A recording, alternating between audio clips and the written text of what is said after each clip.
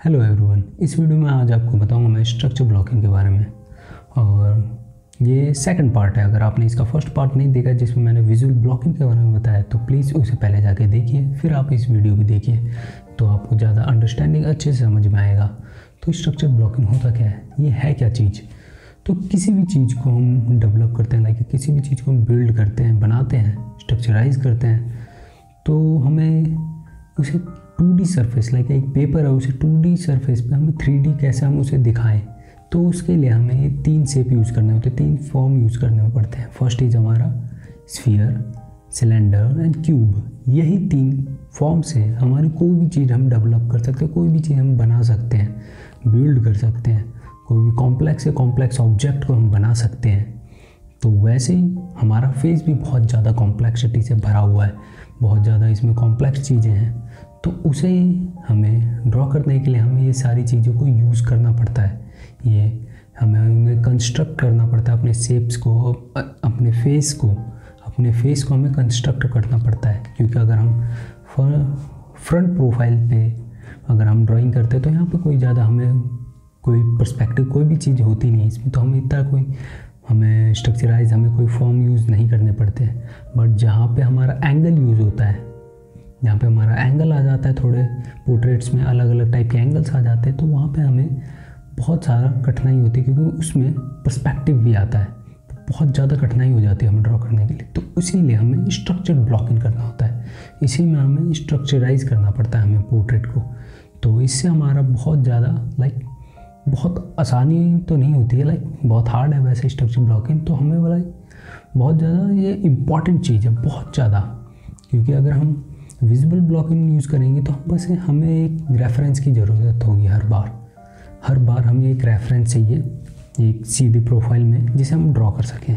But जब हम ये स्ट्रक्चर ब्लॉकिंग सीख लेते हैं, हम किसी भी चीज़ को स्ट्रक्चराइज करना सीख लेते हैं, तो हम अपने दिमाग से भी, अपनी इमेजिनेशन से भी हमें ड्रॉ कर सकते हैं अलग अलग एंगल्स में, अलग अलग चीज़ों में। जैसा आप देखते हैं बहुत आर्टिस्टों को जो अपने इमेजिनेशन से बना रहे हैं, तो उन्हें ये सारी चीज़ें आती हैं, ब्लॉकिंग करना, स्ट्रक्चराइज करना कोई भी फॉर्म को।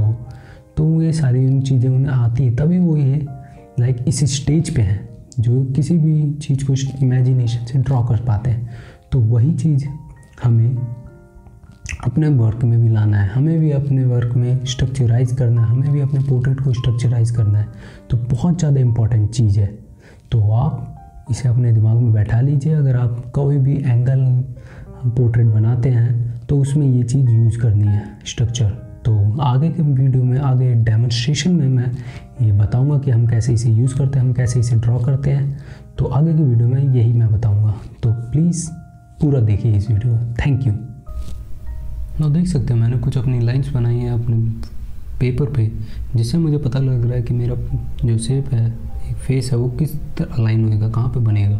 तो मिडिल लाइन से मुझे पता लग रहा है कि मेरा फेस जो पोर्ट्रेट का वो मॉडल है वो किस डायरेक्शन में देख रहा है, वो लेफ़्ट डायरेक्शन में देख रहा है, उस मिडिल लाइन से पता लग रहा है।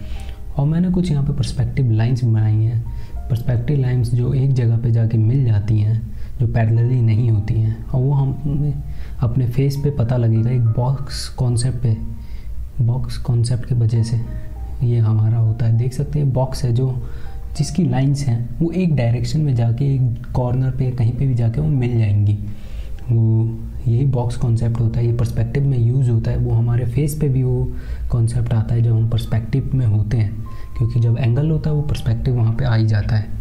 तो ना आप देख सकते हैं ओवल है जो जिसमें मैंने एक मिडिल लाइन दी है, और उसके वजह से हमें पता लग रहा है कि वो ओवल किस डायरेक्शन को देख रहा है, वो लेफ़्ट में देख रहा है या राइट में देख रहा है। बट जो हमारे मिडिल लाइन है उससे पता लग रहा है कि हमारा जो ओवल है वो लेफ़्ट में देख रहा है, और वही हमारे फील आ जाता है, वही हमें मिडिल लाइन का एक इम्पॉर्टेंस बताता है अपने पोर्ट्रेट में। तो नाउ देख सकते हैं बॉक्स कॉन्सेप्ट है जिस वजह से हमारा फेस एक बॉक्सी टाइप में लुक में है, जो कुछ लाइन से आप कहीं पे जाके मिल जा रही हैं। That was the our zygomatic bones, जो सब में वाइडेस्ट पार्ट होता है अपने फेस का, हमारे फेस का कोई भी आप देख सकते हैं, चीक बोन होती है, फील कर सकते हैं ज़ाइगोमेटिक बोन।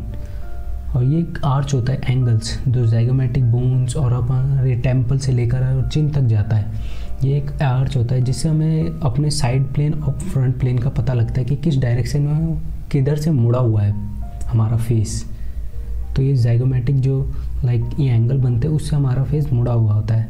ये ज़ाइगोमेटिक आर्च होता है जो हमारा चीक बोन से लेकर हमारे जो ईयर जहाँ से शुरू होता है वहाँ तक ये आर्च होता है, ज़ाइगोमेटिक बोन होती है।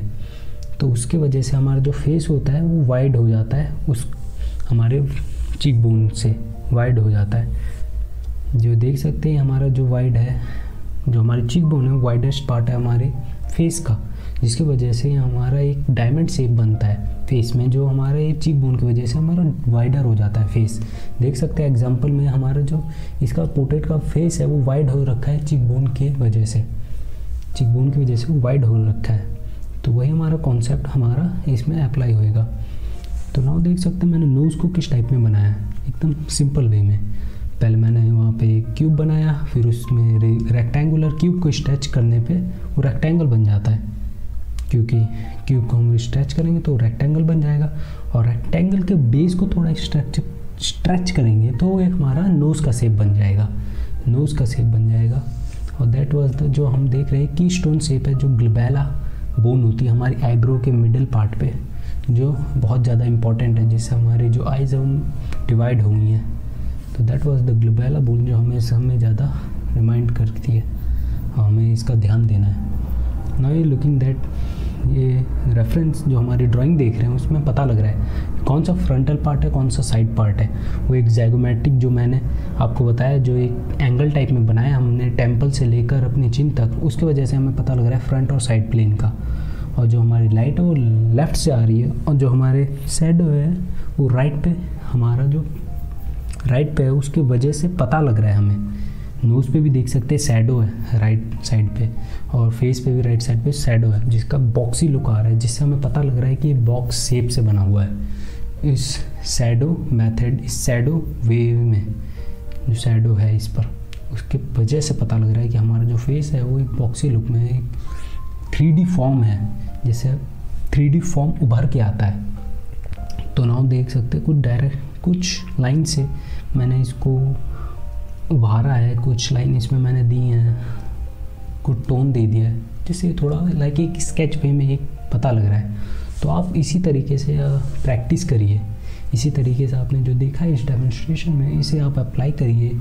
कोई भी एंगल आप बना सकते हैं इस मेथड से, इस चीज़ को प्रैक्टिस करके आप कोई भी एंगल बना सकते हैं, अलग अलग एंगल्स में आप फेस बना सकते हैं।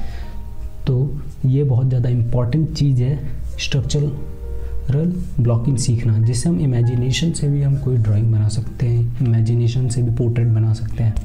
बहुत ज़्यादा इम्पॉर्टेंट चीज़ है। तो थैंक यू अगर आपने इस एंड तक वीडियो देखी है, और लाइक कर दीजिए अगर आपको ये वीडियो पसंद आई है। Thank you to watching this video till the and.